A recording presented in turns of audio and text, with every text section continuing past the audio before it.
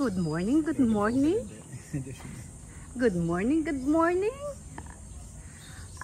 Happy Thursday.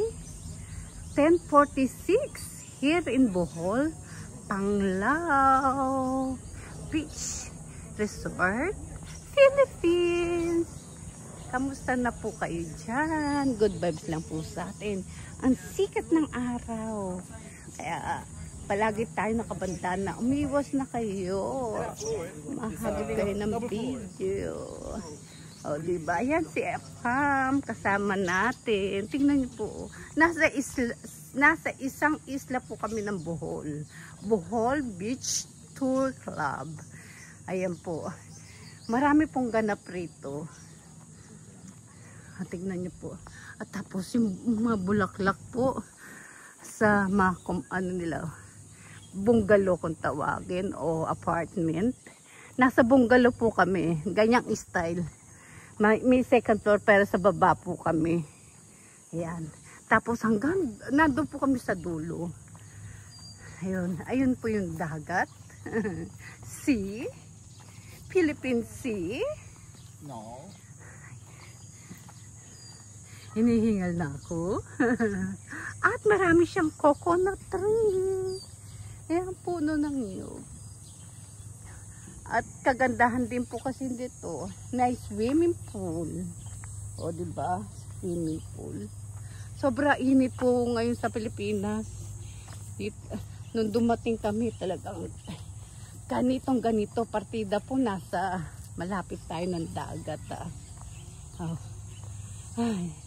Ayan po. Yung area ng swimming pool. Ha? Diba? Ayan. Nakapag-live na ako eh.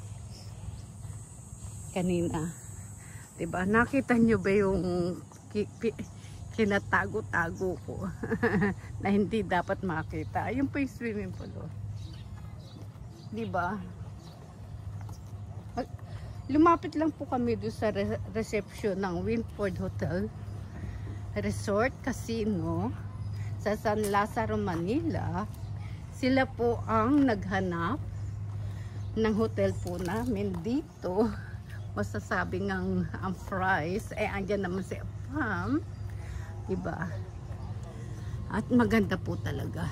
Ayun, inclusive syempre yung breakfast. Oh, diba? May swimming pool na, may dagat pa. Oh. Kaya lang, nasa isang isla lang tayo.